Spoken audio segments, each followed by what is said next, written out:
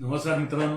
आज बऱ्याच दिवसांनी परत तुमच्या भेटीला आलोय आणि एक अत्यंत वेगळ्या विषयावरती चर्चा करणार आहे तुमच्याशी आणि थोडंसं तुमचं मार्गदर्शनही घेणार आहे. कारण तुम्ही तुमचे विचार जर कमेंटच्या माध्यमातून इथे मांडले तर त्याचाही खूप आनंद होईल. आपल्या आयुष्यात काही टप्पे येत असतात आणि त्या ह्याच्यामध्ये माणूस अंतर्मुख होऊन वेगळ्या पद्धतीने विचार करतो.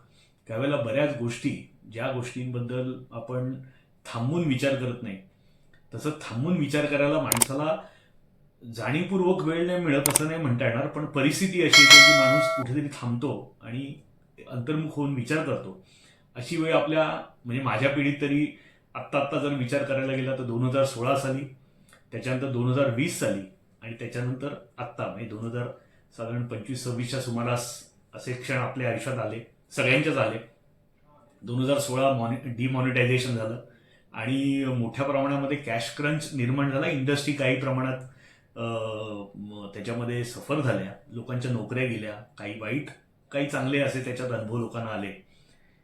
तो एक काळ होता की लोकांना विचार करावा लागला की आपण आयुष्याकडे आणि आपल्या एकूण आर्थिक गणिताकडे कशा पद्धतीने पाहणार आहोत. त्याच्यानंतर काळ आला करोना काळात, की ज्या वेळेला माणसाला घरात बसावं लागलं, जबरदस्तीने बसावं लागलं आणि असंख्य संकटांना सामोरं जाताना त्यावेळेला देखील आपण जे काही आयुष्य जगतोय त्याचा कुठेतरी माणसाने साकल्याने विचार केला आणि मोठ्या प्रमाणामध्ये त्याही वेळेला कोकणसारख्या प्रांताचं महत्त्व अधोरेखित झालं आणि मोठ्या प्रमाणामध्ये लोक मायग्रेट झाले कोकणामध्ये.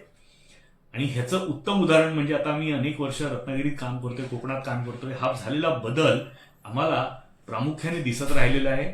मोठ्या प्रमाणात लोक परत गेलेले आहेत. खूप दुकानं, बरीचशी ब्रँड्स तिथे आता मोठे मोठे यायला लागलेले. ह्याचं कारण असं आहे की लोकांनी तिथे सुद्धा अपॉर्च्युनिटी शोधायचा प्रयत्न केला की जो कदाचित हे संकट आलं नसतं तर केला नसता.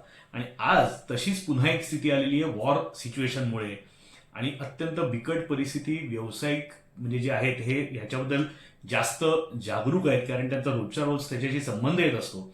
बऱ्याच फॅक्टरीज बंद झालेल्या आहेत, गॅसचा त्यांना तुटवडा पडत असल्यामुळे.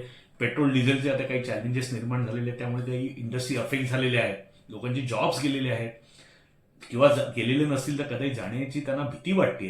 आणि त्याच्याही पेक्षा शहरामध्ये आपण जे आपलं एक प्रकारचं आपण जे अनुभव घेतोय इनसिक्युरिटीचा, कायम एक भीती आपल्याला लागून राहिलेली आहे. याच्यामध्ये पुन्हा एकदा आपल्या कोकणचं महत्व, कोणत्याही गावाचं महत्व अधोरेखित होत आहे. लोक परत विचार करायला लागलेत की अशी वेळ जर आली की मुंबई सोडायची, आपल्याला शहर सोडायचंय, आता इथे राहणं फॉर सम रिझन शक्य नाही, कारण सर्व्हाइव्ह करणं शक्य नाहीये. उद्या जर इलेक्ट्रिसिटीचे प्रॉब्लेम आले, गॅसचे आता प्रॉब्लेम येत आहेत, पेट्रोल डिझेलचे प्रॉब्लेम आले, आपल्या खाण्यापिण्याच्या वस्तूंचा ट्रान्सपोर्टेशनवरती त्याचा परिणाम झाला आणि त्याची जर कमी निर्माण होऊ शकली, कालांतराने झाली आणि हे जर वॉर योग्य वेळात थांबलं नाही तर ही येण्याची 100% शक्यता आहे. आणि जग ज्या दिशेने चाललंय त्याचा जर विचार केला तर आजचं मरण उद्या एवढंच त्याच्यात तुमच्या लक्षात येईल. कारण परिस्थिती अशी आहे, जे जे राज्यकर्ते आहेत अनेक देशांमध्ये, पॉवरफुल कंट्रीजमध्ये, हे ज्या पद्धतीने वागतायत किंवा त्यांचा जो काही विचार करण्याची प्रणाली आहे, कशा पद्धतीच्या लोकांना ते भावतायत, त्यांच्या देशात कशा प्रकारचे लोक त्यांना पुढे आणतायत, ह्यांचा जर नीट विचार केला तर लक्षात येईल यांची जी अरेरावी आहे आणि एक प्रकारचं ज्याला आपण म्हणतो की दादागिरी आहे, ह्याला पोषक वातावरण त्यांना मिळतंय. आणि त्यांचा जो काही कॉन्फिडन्स आहे तो अशा लेवलला गेलेला आहे की तो कोणत्याही गोष्टी, जसं आज आपण वेगवेगळ्या देशांच्या याच्यात पाहतोय, आणि कधी नव्हे तेवढी अनसर्टन्टी खूप निर्माण झालेली आहे आणि ह्याच्यातून काय होईल पुढे हे सांगता येत नाही, अशी परिस्थिती निर्माण झाली आहे. तर मित्रांनो, पुन्हा एकदा सांगतो, हे काळातनं, ज्याला आपण म्हणतो की अनुभवातनं शिकायचं असतं, इतिहासातून शिकायचं असतं आणि इतिहासाची पुनरावृत्ती नेहमी होत असते. आणि असे टप्प्याटप्प्याने येणारे चॅलेंजेस जर आपण लक्षात घेतलं तर कोकणासारखं विशेषतः गावांचं महत्व पुन्हा पुन्हा अधोरेखित होत आहे.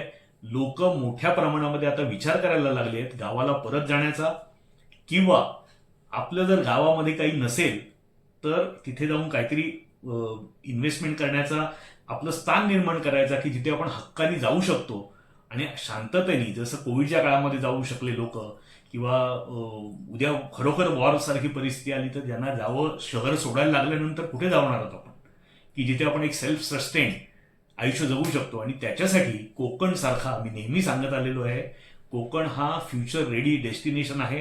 कोकण सारखा दुसरा प्रांत माझ्या तरी डोळ्यासमोर महाराष्ट्रापुरता जरी विचार केला तरी नाही.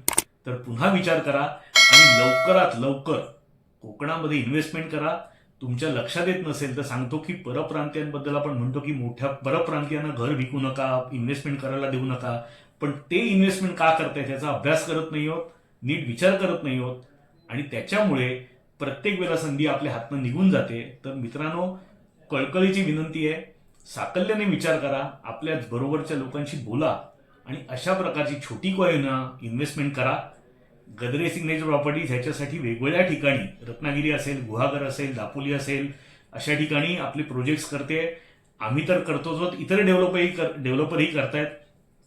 पहा, छोटीशी का होईना छोटीशी उडी घ्या आणि एक प्रकारची इन्व्हेस्टमेंट कोकणामध्ये नक्की करा आणि लवकरात लवकर कोकणवंत व्हा.